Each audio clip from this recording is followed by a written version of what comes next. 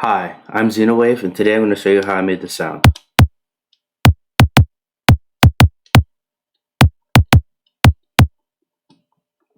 Okay, so operator 1 is a sine wave with a little bit of tension and sine shaping on. I have this volume envelope like this it plays the sound and it immediately cuts it off so that I have that percussive feel to the sweep. And in the pitch envelope, I have the pitch envelope amount set to 4 octaves or 4800 cents. And so I just sweep it down from 4 octaves up down to the regular pitch, and in the range of I think that's a 16th note. Yeah. So in the 16th note, it goes down 4 octaves, and I get that nice sweep. If I solo it, here's what it sounds like.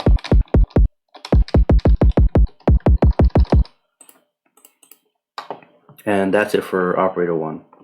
Operator 2 is my transient, and actually here's what it sounds like on its own.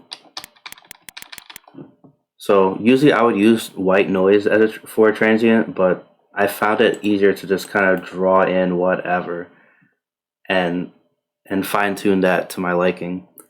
So I drew in whatever, and then I randomized phases, and that's pretty much it. And I have that at hertz so that I have the same exact sound no matter what key I press. So check this out. It's an atonal thing, so I just wanted that to be, consistent.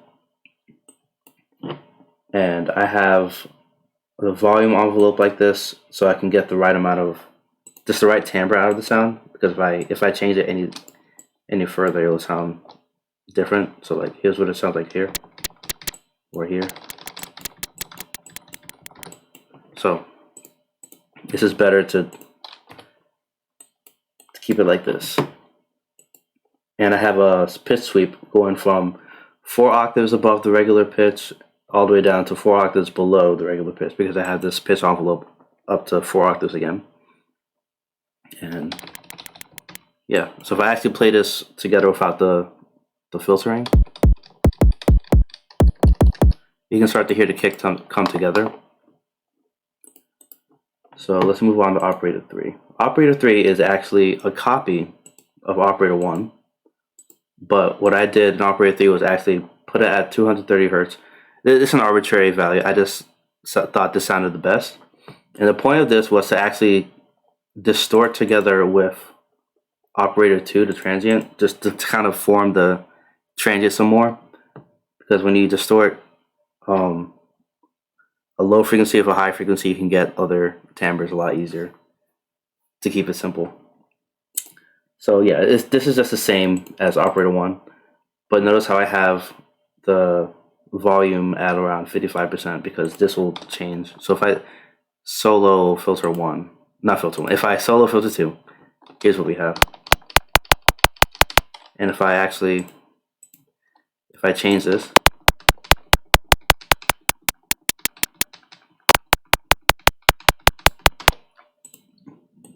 that can really affect the sound. So that's all that I'm doing for operator 3. Operator 4, it's honestly optional. It's just for finer transient shaping. So this is just FM to operator 3, and I actually have, oh yeah, that is something different. I do have this envelope shape for the modulation because of operator 4. But if I turn off operator 4, it's still fine. Versus, it's kind of hard to tell the difference, but it's definitely there. Oh, and also I forgot to say, definitely turn on high quality envelopes draft, this button right here. It makes a difference. So if I turn it off, here's what it sounds like versus when I had it on. So it's pretty great. And yeah, again, I just adjusted the hertz value to whatever I thought sounded good. And again, it's supposed to be a sort of consistent thing, so that whenever I want a tuned kicker or whatever, I'll have the same transient hit no matter what pitch I pick. So let's demonstrate. Right.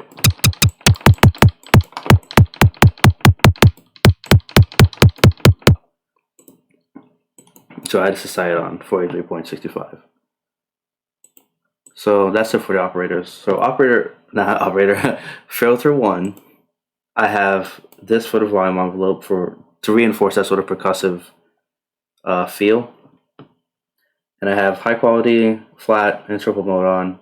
I have the cutoff set to like 58, 59%. And I have resonance set to 63%. That's just to liking. I have the cutoffs. So like what's going on with the filters is I'm sweeping to really sell that slamming motion of the drum being actually hit.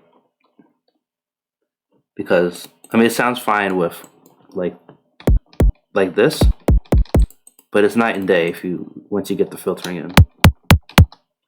So that's what I'm doing here. So if I adjust this and mess with it, it'll be pretty different.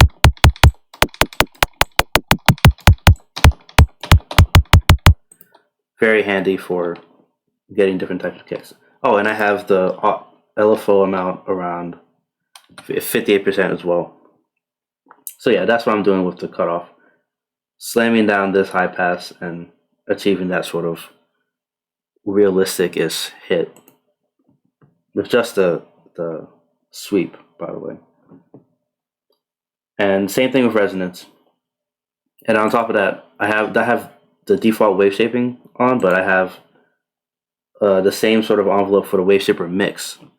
So like however many milliseconds in, it's really distorted, but then it goes away quick. So that really adds to the sort of hitting of something. And in parallel, I have filter 2 going.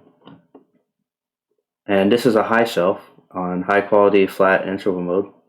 And I have the cutoff set to like 16% and default resonance and 90% or 91% gain.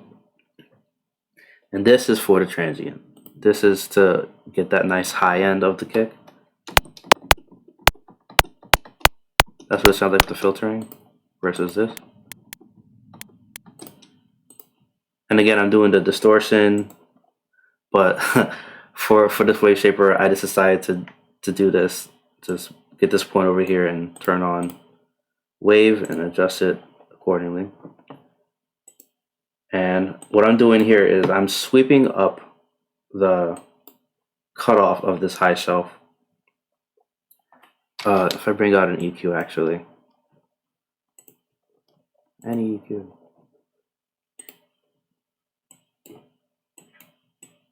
So what's happening here is so it starts at a already pretty high gain, and I'm just sweeping that up like that really fast, and that also contributes to a sort of stronger click along with the distortion and everything. And again, I had the volume reinforcing that percussive sort of feel to the sound. And yeah, that's pretty much the sound. So key things to take away is actually the sine wave copy feeding into filter 2 along with the noise, because that can really change the sound. So let's actually mess with this. Oh, whoops. So yeah, and that's another thing to note. Like, definitely process your transient separately from your body, because this could work on its own, I guess.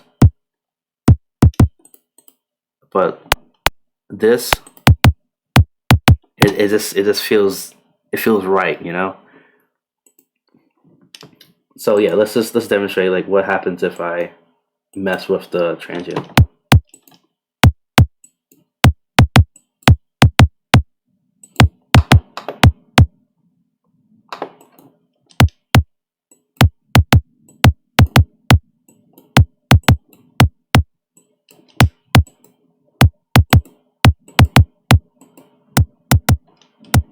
That's just straight up noise. That's too noisy. But okay, and then again, oh, I should probably note that with the pitch, you can make different types of kicks. So if I come here and mess just with the tension, you can get like slower kicks and faster kicks. So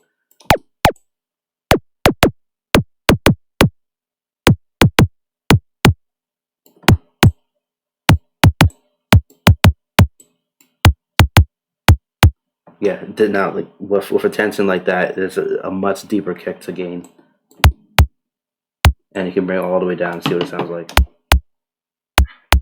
I feel like that's too bassy and it kind of loses the hit. So this is one of the more important things to mess with as well. And so on. And then, whenever you're done making your kick, you just bring it over to Edison.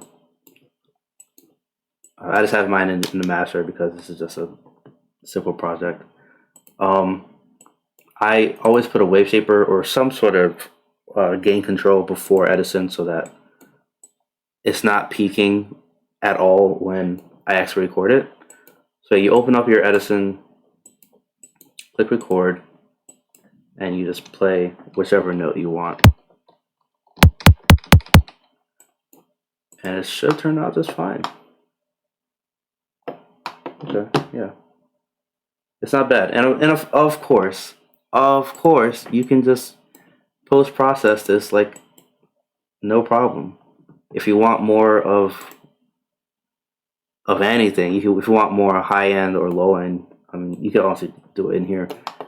And Sytrus is EQ, but you could do whatever you want. You could use Maximus, you could use any sort of multi-band compressor or saturator. The world's yours. And yeah, that's the sound. If you have any questions, let me know and have an awesome day.